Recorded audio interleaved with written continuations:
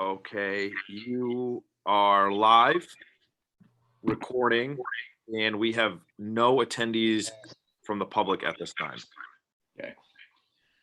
All right, it's 5 o'clock. I'll open this meeting of the Gloucester Waterways Board. Oh, we do. Let me see, oh yeah, go ahead. Sorry. No, what? I'm bringing Kristen Fleming in as a panelist, and I'm going to introduce her. Yep. All right, yeah, go ahead. Sorry, she has a prior engagement later, so she's going to start the minutes and then finish them tomorrow, but she's going to use the recording. That sounds good. Okay. All you, Tony. All right.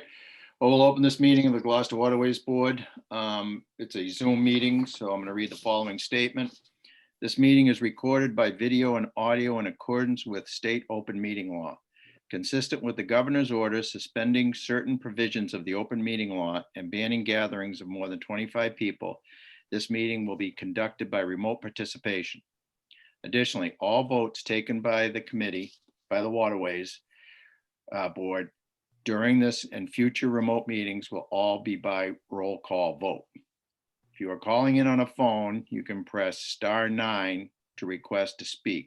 If you are watching on a computer or device, there is a raise hand button that you can tap or press to request to speak. Please use either of these options during oral communications to be recognized to speak. And now I have to recognize everyone who is here. Jake Vitans, member Waterways Board. Peter Young, member Waterways Board. Phil Cusimano, member of Waterways Board. Karen Tibbetts, member of Waterways Board. Joe Crow, members of Waterways Board. TJ Shimataro, the Harbor Master. Chad Johnson, the Deputy Harbor Master. And Kristen Fleming, the Recording Secretary. And now I will open this meeting for oral communications. TJ, you said we had no participants. We have one attendee, but that's just, we have one, so. One attendee. Yep. Do we see a raised hand or anything? No. Okay, so now we will go directly into item number 2, discussion of railroad bridge details with action on terms and conditions. You guys all remember 6 weeks ago or something when I sent out the revised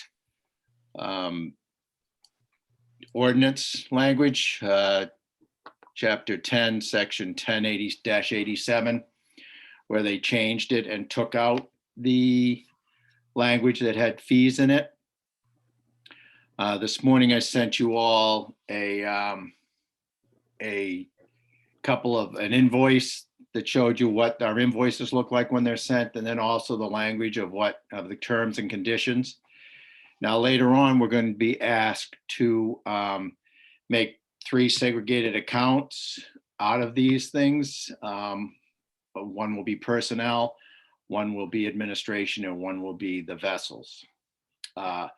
So as you saw, TJ and Chad came up with per ordinance, which says hourly rates to be for said water details. This is the ordinance now, shall be established by the harbor master and consulted in consultation with the mayor's office for the harbor master staff, and shall be established by the terms appropriate of collective bargaining agreement with the members of the police department. So this is what they came up with. I think that this will probably be moving forward for most details, correct, TJ? Yes. And right now it's been. Yeah, sorry to interrupt. We've adopted everyone. It was most beneficial to just adopt the rates of the police department. So our detail rates for the boat are the same as the PDs. Yeah, for everyone's knowledge. So we're treating this as policy, not as ordinance, because the ordinance left it to us, left it to the harbor master's office. So I thought, just to close the whole loop and have the Waterways Board involved in this, we would probably vote to endorse these. I don't know if there's an acceptance on it, but maybe just an endorsement vote of these fees. So that's what this particular item number 2 is talking about. It does say railroad bridge, but TJ said this is probably going to be what we go forward with. This will be for all details. On all details. So the treasurer said, we should probably accept these and endorse them. So I'll leave it, so I'll take a motion and then we can have discussions. I'll make a motion to endorse these fees. Okay, Peter. Phil, you second? Okay, you're muted, so. Second that motion, Joe Crowell. Okay, Joe did. Phil, you were muted, sorry. Okay, no problem. All right, so discussion. I've obviously seen these and have had, more time to distill them than you guys have, but do we have any, do you guys have any questions or anything you want to ask about it? And it's also a perfectly acceptable time to ask about the detail in general too, right now, while you have the harbor master staff here and you don't usually have chances to speak with them. So, any questions? No questions here. Questions? Okay. See, it's going pretty good. December was a much more active month than November was, but Yeah, and then we're starting the train bridge, the full channel closure for the train bridge starts back up the 17th, and we'll go into sometime in mid-March. Obviously weather dependent. There'll be a full channel blockage of the Annisquam River. Just to put this into full circle for everybody, it's anytime the channel's closed, the Coast Guard puts out a notice to mariners and has an agreement with the the MBTA, the T, that if there's a partial channel closure or a full channel closure, then they'll need some kind of asset, harbor master asset out there directing traffic, no different than you'd have on the road with a police detail. So there's been a bunch more work pertaining to this, and we do charge an hourly fee for the actual vessel itself. So the department does gain revenue, not just the members or the harbor masters that are on duty. So that'll be segueing into separate accounts for the third agenda item, but that's pretty much all I got. Hey, TJ, so the closures from the railroad bridge to the cut, correct? Just the railroad bridge itself. You just can't pass the railroad bridge. You can come and go as you please out of the marina, the boat ramp. You just can't get the actual train bridge. Got it. Thank you. and it's going to be shut down. The bridge work's going to be shut. The closure is going to be shut down from March to October, right? Yeah, they won't have any from April to October. They won't have any closures of the channel. There might be rare instances in earlier or later April and earlier May where there's a partial closure. So it'll be like stop and go traffic for a day or two, but they can't have any full closures of the channel after April. Any more discussion on this motion? All those in favor, we have to do it roll call. So I'll go. Tony, can I Karen. just add one thing? Sorry. Okay. Yep. We are doing this detail along with one police officer. So it's Right. one harbor master and one police officer, just so everyone's clear on that. Thank you, Chad. Any more discussion? Karen Tibbetts. Yay or nay? She's muted. We'll get back to you, Karen. Joe Kroll, Joe Kroll, yay.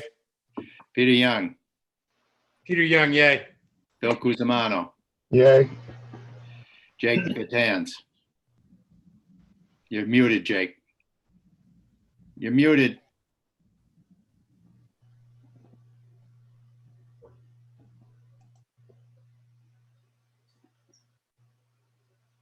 Working on it. Okay, All right. Yep. Is that a yes? that's a yay. Karen, you with us now? Karen Tibbetts, yay. Okay, thank you. And Tony Gross, yes, it's unanimous. The motion passes. So next as I discussed, we want to set up, so this will be request that the Harbor Master Department will work out with the auditor and the treasurer. Because the way it's set up now, it all goes into one account. And then that goes out to the way this works is we pay the personnel and then the contractor pays us and backfills the personnel account. So you always want to have a little bit in there, but we're charging a little bit more than we're paying. And well, obviously, because you can see in the breakdown that we have a vessel charge. So obviously right there's a surplus, and we have to sort of wait till it gets to spread it out among the appropriate areas of our expenses. We have to wait till it gets certified. So if we do it this way, it'll be available to us, and so we need to request to create, and it has to goes through the mayor's office and then to city council. It goes into the mayor's report and then goes to city council. Member Mark Lacy has just joined us. So Mark, we just item number 2, discuss the railroad bridge details. We voted to endorse those fees. And now we're on setting up separate accounts for the detail revenue. And what they would be is an account for personnel, an account for administration costs, and an account for the vessel. That way we can distribute those, we can expend those revenues, I imagine, during the course of the year. I don't think there's any transfer out, but that'll be the treasurer and the auditor will work that out with the. So we need to, I don't think we want to put any money or percentage limits on these accounts. We just want to request to create the accounts for those 3 different things. Go ahead, TJ. Yeah, so just to reiterate, say a check comes in for $20,000 to pay personnel, and 3,500 of that was monies for the boat itself. That money will be separated via treasurer's receipt. X amount will go into the personnel to backfill, as Tony said, and the rest will stay into a separate account for boat maintenance and so on and so forth pertaining to details. So really all we're doing is separating it. Right now, the overage remains in the account because there's no way to separate it. There's nowhere to put the other money. At the end of the day, it's not a huge deal. It'd be better if we did it this way, of course, but we are an enterprise fund. So at the end in July, that money falls to the bottom line anyways, but it's just a cleaner way of doing it, having separate accounts. Yeah. So hopefully that clears it up. Yeah, and the financial overseers, the treasurer and the auditor, Correct. prefer it this way. So We're gonna do it. and this way we also can also put in for our administrative costs. So I think we should probably take these as 3 separate motions. A motion to set up an account for personnel for detail revenues. Anybody want to make that motion? I so move. Okay. Phil Cusimano made the motion. Do we have a second? Second. Second. Jake Vatan made the second on that motion. Discussion. No discussion. All those in favor? Oh, I gotta go. That's right. I gotta go. Roll call vote. Mark Lacy, Yes. Karen Mark Tibbetts, Lacy. yes, Joe Kroll, Aye, Joe Kroll. Peter Young, Peter Young, yes. Phil Cusimano, Bill Cusimano, yes. Jake Vatans, Yes. Tony Gross says yes. Passes unanimously. That was personnel, isn't that what I said? Right. Yeah. Sorry. All right, now we need to make a separate account for the vessel, the detail revenue from vessel expenses, for vessel expenses. I so move. Second. Second, So who is it, Peter or Joe? that was Mark. Mark, all right, so Phil Cusimano made the motion, Mark Lacy did the second. Any discussion? All right, again, we'll have a roll call vote on this. Mark Lacy, Yes. Karen Tibbetts, yes, Joe Crow, Yes, Peter Young, Peter Young, yes. Phil Cusimano, Bill Cusimano, yes. Jake Batanz, Yes. Tony Gross says yes. So that motion passes.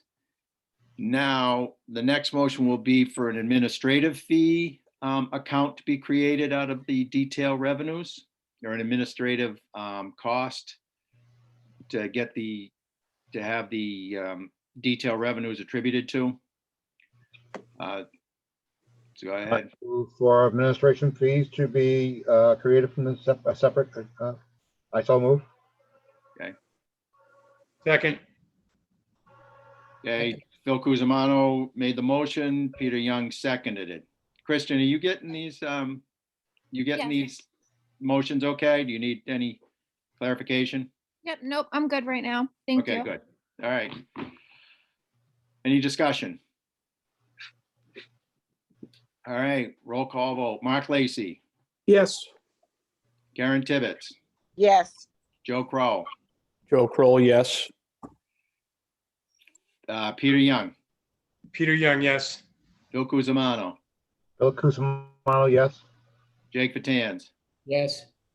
Tony Gross says yes. Votes passes unanimously. All right, so you guys will get together with the treasurer and the accountant and come up. It'll probably be somewhere along the lines of 10 or 15% on the administrative fee, We'll which will just allow. follow the PDs right down the line, 10%. Yep, okay. So yeah, so we'll just mirror their stuff. Yep. It makes it simple, It makes it consistent, simple and it's clean for the contractor. so it's consistent not- throughout the city. Yeah. Okay, item number 4 is that we just had it was late this year, and I guess that's due to COVID. We usually the retained earnings are certified sometime just before Thanksgiving. But this year it was after the new year. And I think I sent out to you guys, we had $83,043 in retained earnings. And DJ at a managers meeting had been discussing where they were discussing about retained earnings and uses for them. He had mentioned that we were in need of a new outboard. And the treasurer called and said, I want to put this in the mayor's report. So it's already, I believe it's gone before city council to be referred out, and next Tuesday it'll go before BNF. So this meeting was actually very, we were discussing having this meeting anyway, and this was a good timing on this. So you guys got that, you guys all received that estimate for the outboard? Yes. Hey, TJ, is this for the 25 Parker that had the E-Tech on the back? The 23 Parker that has an E-Tech on it. Yeah, it's 4 years old now. It's got about 3,000 hours on it. And if everyone's aware, I don't know if everyone's aware, but Evinrude went out of business over COVID. Right. And getting parts is like, took us a month last time the motor was broken down. It's pretty much at the end of its service life. We put a lot of hours, and they're not easy hours on outboards. So we get about, we should be looking to repower every 3 to 4 years. However, this is a temporary, we are looking at gaining some fundings to buy new boats. Our boats are antiques. So that's a longer discussion that we're having with the administration and We can talk about that in the next, Sure. the next item, which is dredging completion report. Yeah. But But we need this. If we don't, I can't risk breakdowns and having a boat down for a month in July. So this is something we got to get done. So this is for the center console, not the pilot house, right? Yeah. Got it. So Evinrude went out of business, huh? Yeah, it's a shame. I mean, they're like the original Johnson Evinrude. Wow. Well, I think they're still around, but they exited they no longer make the E-Tech. Well, so BRP Motors, Bombardier BRP is still around. Ski-Doo, Can-Am, all that stuff's still around. The company's still around. They're just not making outboards anymore. That's too bad. Yeah. It's a nice outboard. It is too bad. I know. All right, It's not the first time that they went out of business. I don't know, maybe. so what we're looking at now is to use $20,200 of this to make sure that we have the Parker, the 2025 Parker, ready to be serviced all season. By the way, that's a great price. Yeah, we get a government price, and then obviously our trade, like, that's because we're gonna trade that in and get a few dollars for the other one as well, but yeah. That didn't have to go out to bid or anything? No, because it's through GSA, it's government sales price. It's already at the lowest possible price, so you don't have to go to bid, which is nice. Yeah.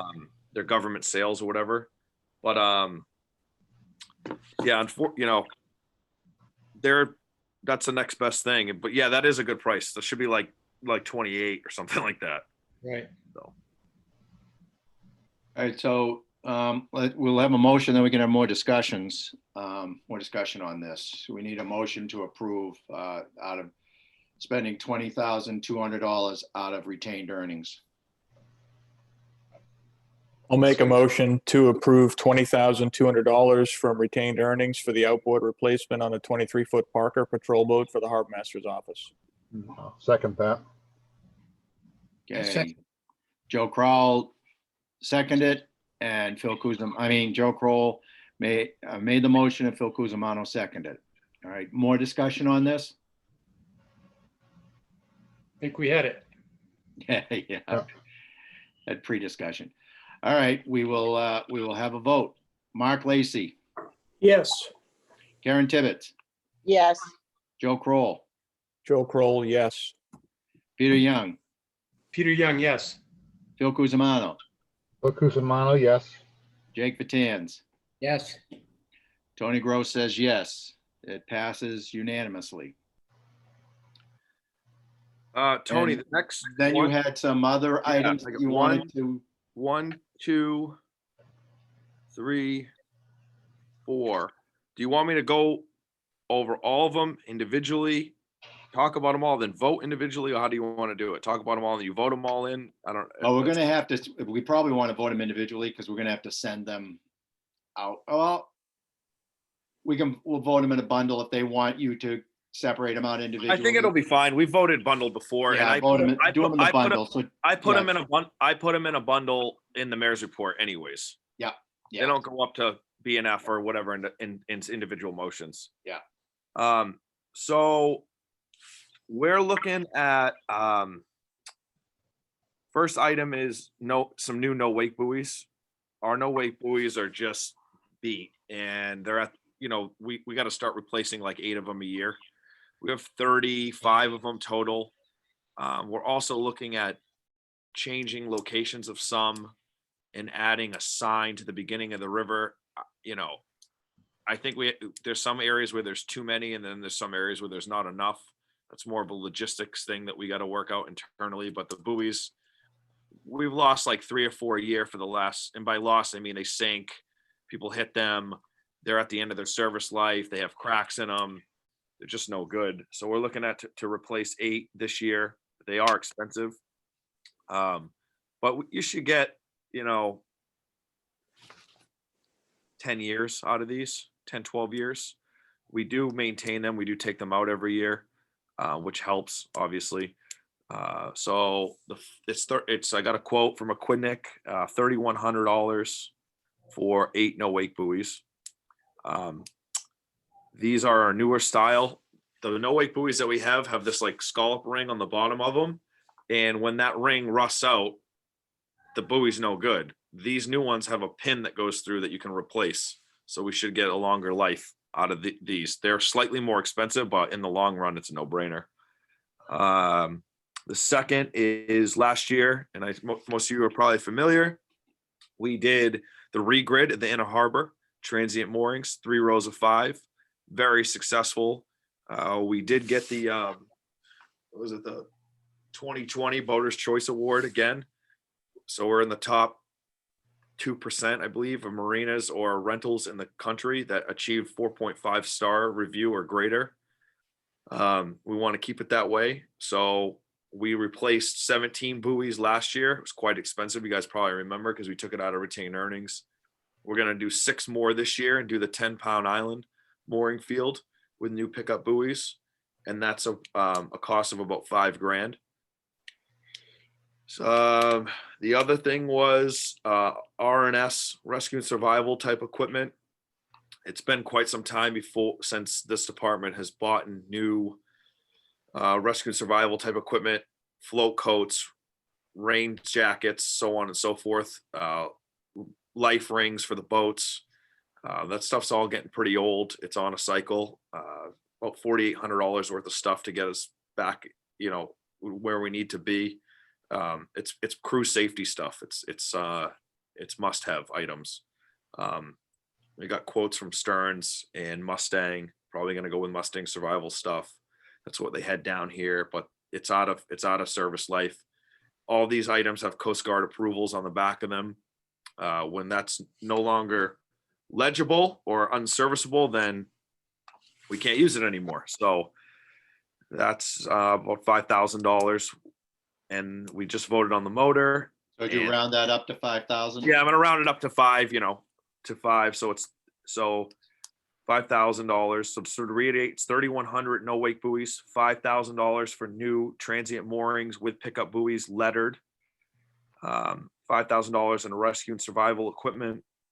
We just voted the 21,000 on the motor, and then the other big ticket item is we got destroyed last year with volume, and the administration is aware of this, and it has to come out of retained earnings first. But if we run short, and we ended up sucking up retained earnings, which we're probably going to do.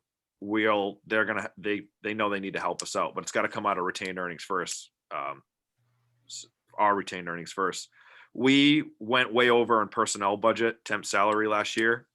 At the order of the administration was make it happen, put another boat, get another boat out there. People don't work for free. We're going to probably be looking in with the addition of our clerk, who's excellent and a huge asset to the team down here. We're probably going to be looking at a $20,000 deficit. So I want to get ahead of that now and put $20,000 in retained earnings and backfill temporary salaries. Now that number's probably a little high. I think we're going to be more like 14,000, but I don't want to come back to the board for a vote for more money and go all the way up and down the chain. Again, we retain this money. So if we don't use 20 and we use 10, who cares? Drops to the bottom line and we get it recertified for next year.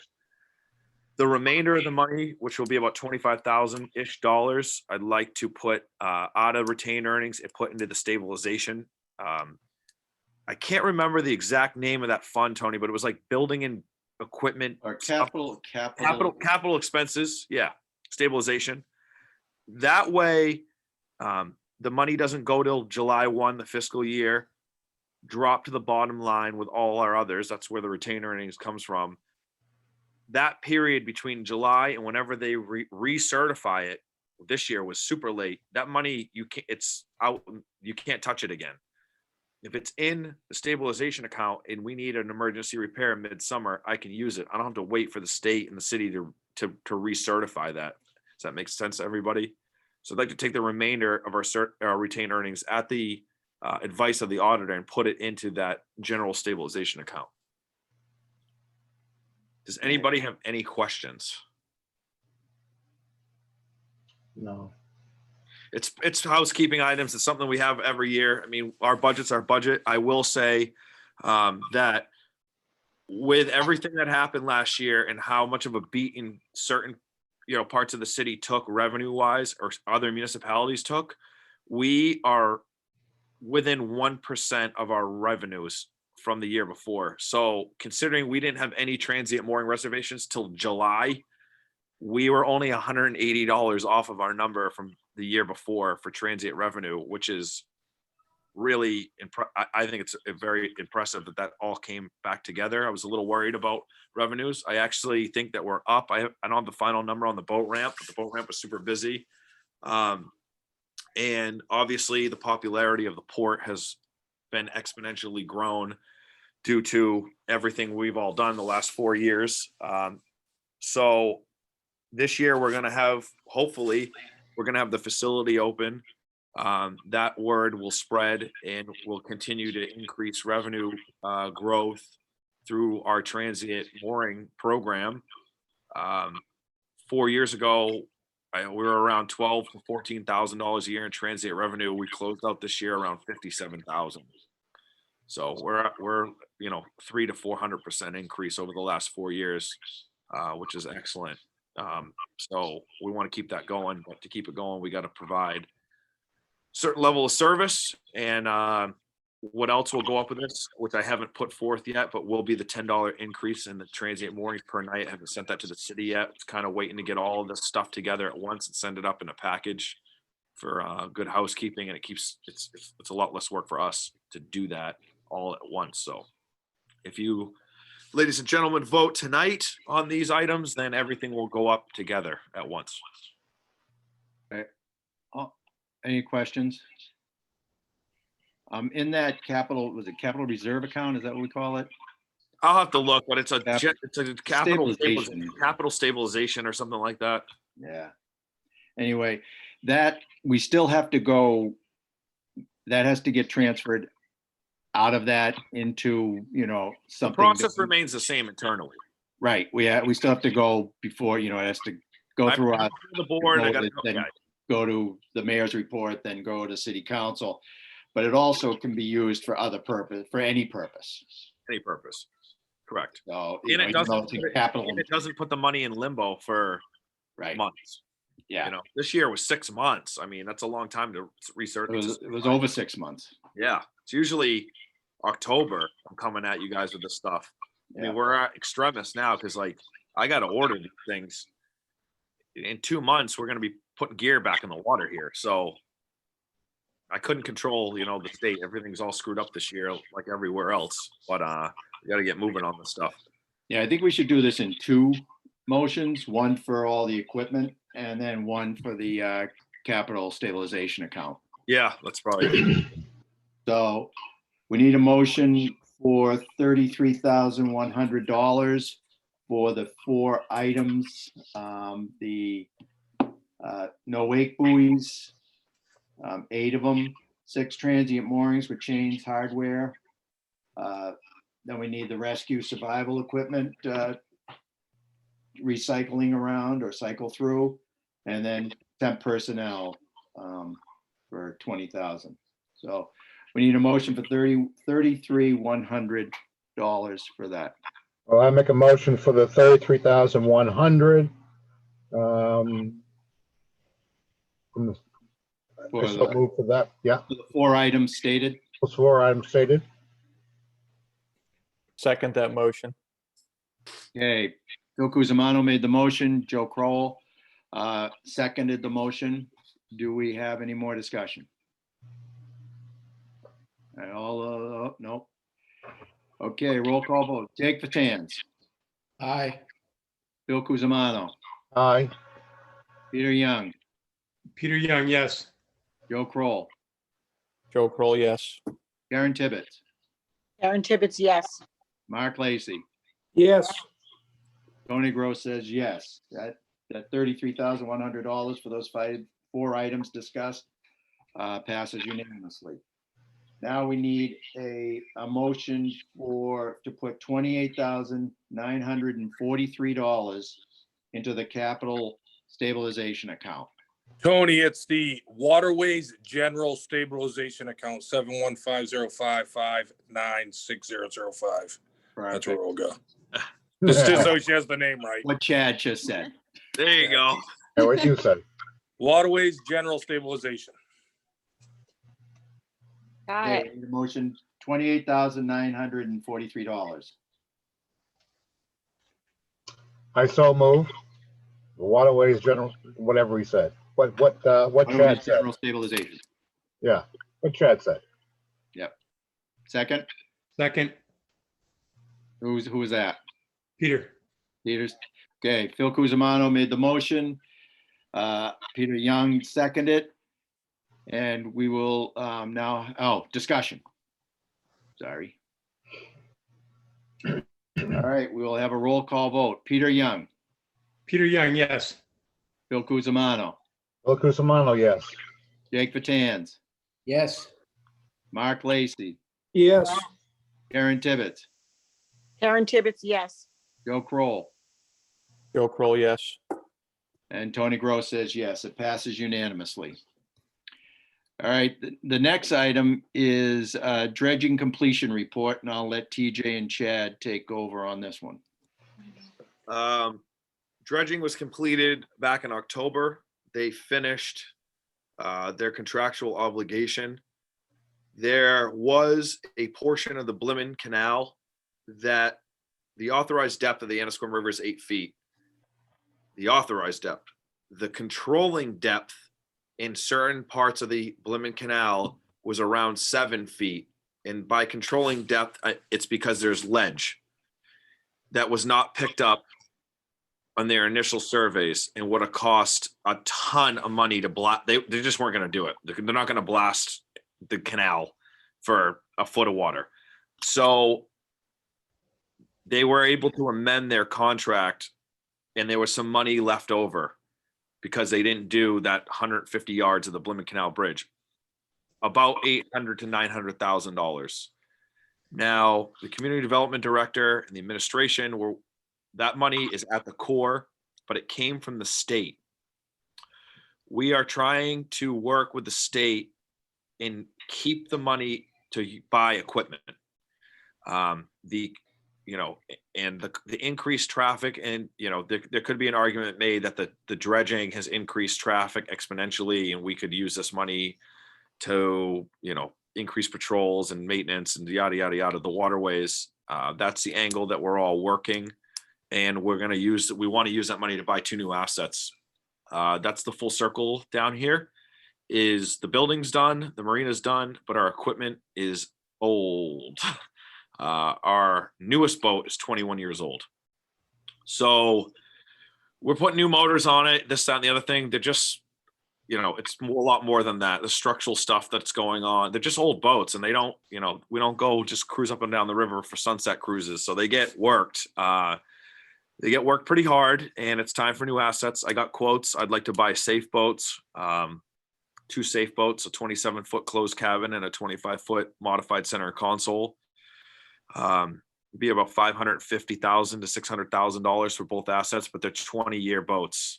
And we're hoping we're going to be able to buy them with the leftover dredge money. So it will be minimal to no cost to the Waterways Fund or the city.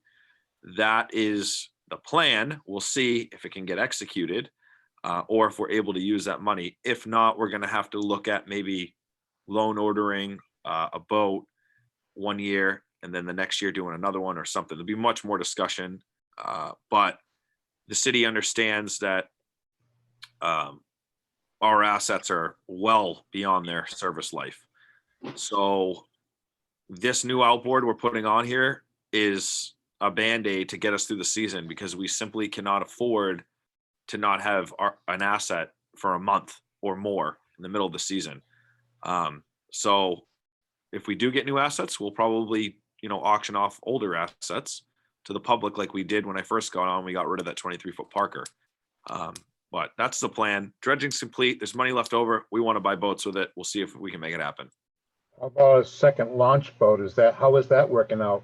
I know we were looking at one time. Yeah, that's still a very viable thing that needs to happen. Those discussions were kind of halted with all this COVID stuff going on, and personnel and funding, but I'm always looking for a second launch. We need a second launch, just specifically when this launch goes down. Never mind the increased hours in operations.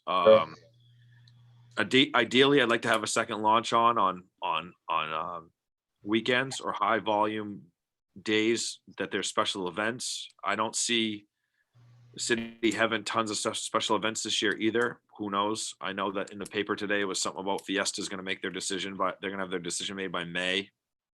I don't know if Fiesta's going to happen, but second launch. everyone should always be looking out and Boat Trader, wherever you guys read for a second launch. We don't need anything fancy. 6-pack Right. second launch. Peter, when Anasquam Yacht Club's done with that Eastern and the outboard, we need that. I think you guys need a new launch over there at AYC. Nate hates that boat, by the way. All right, I'll take it. When our launch goes down, are we launchless? Yeah. Yeah, Pretty much. I mean, yes and no. Yeah, we're pretty much launchless. We spend a lot of money on maintenance and preventative stuff on that boat. It gets run to death. I mean, you guys see it around the harbor. It never stops. Right. Launch goes down. We are launchless, but we try to, we have good relationships with the marinas and stuff and haul outs. And I was fortunate last year to come down and make a repair with one of the assistants, on a Sunday afternoon. We got it back up, but there should be a backup boat. In extreme circumstances, if people are stranded, we do use another boat, but it's not really ideal to do that. Thank you. Well, it'd also be good for the longevity of the boats to be able to alternate uses on them during the week, Absolutely. low traffic periods. Yeah. Long- They're really, the volume is here. I mean, we're doing 50, Yeah. 60, hopefully this year, $70,000 in transient revenue, plus all the season passes, which I don't have the numbers in front of me, but I know we did pretty well. Revenue wise, we had 83,000 in retained earnings. That's like 18% of the budget. That's pretty high. So we did all right last year. yeah. But yeah, Phil, sniff one out for yours, buddy. Well, we're paying back 20,000 of that in Well, we are. temp Yeah. earnings. So. Yeah. But so that's it. I also spoke with the community development director, and as it moves as fast as the Army Corps gets the money back to the state, but the state, it's kind of a I won't say routine, but it's also it's not unusual for that money to come back to Gloucester. Yeah, so it actually comes back to Gloucester, and then Gloucester would have to give it back to the state, but the state usually doesn't take money back. Like, that's off their books. It's another fiscal year. It's gone. So we're going to do what we can to keep it and buy equipment with it. It'd be really nice to do that. Yeah, and like I said, it's not unusual for it to go that route. Yeah. So. Yeah, I mean, we sat on the 800,000 for the pier that never got built. That bought I4C2. That sat around for 10 years. Yeah. That 7-foot area in the canal, is that the area close to the bridge? Yeah, like it's 7 foot 3 inches. It's right when you come through the bridge. Yeah, yeah. It's controlling depth. It's all ledge. I mean, there's a bunch of mud and stuff on it too. Like, you're not going to hit it, rip your keel off, but it's down just like 2 feet is ledge.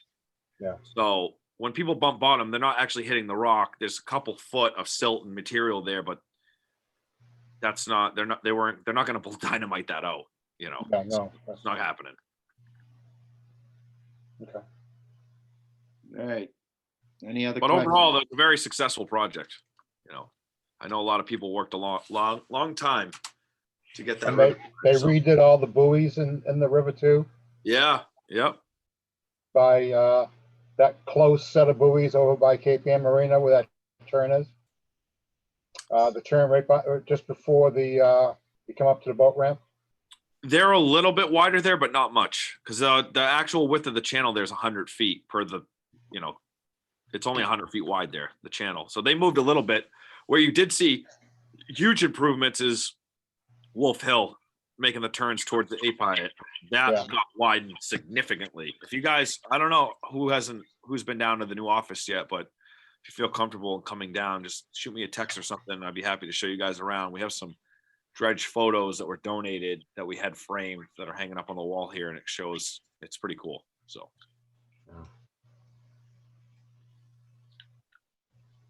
Okay, That's all I got, Mr. any Chairman. other questions? All right, the magic motion. Make a motion to adjourn. Okay, Phil Cusimano made the motion to adjourn. Who seconded? Seconded. Joe Kroll seconded. Mark Lacy. Yes. Oh, I forgot to say, does anybody want to discuss it? Yeah, Karen Tibbetts. discuss it. Karen, Karen Tibbetts, yes. Joe Kroll, Joe Kroll, yes. Peter Young, Peter Young, yes. Phil Cusimano, Yes. Jake Fatans, Yes. Tony Gross says yes. Meeting is adjourned. Thank you very much. Good night, everybody. Thank you all. Good seeing you. You too. Thank Everyone you. stay safe Night, and stay everybody. well. Hi, guys.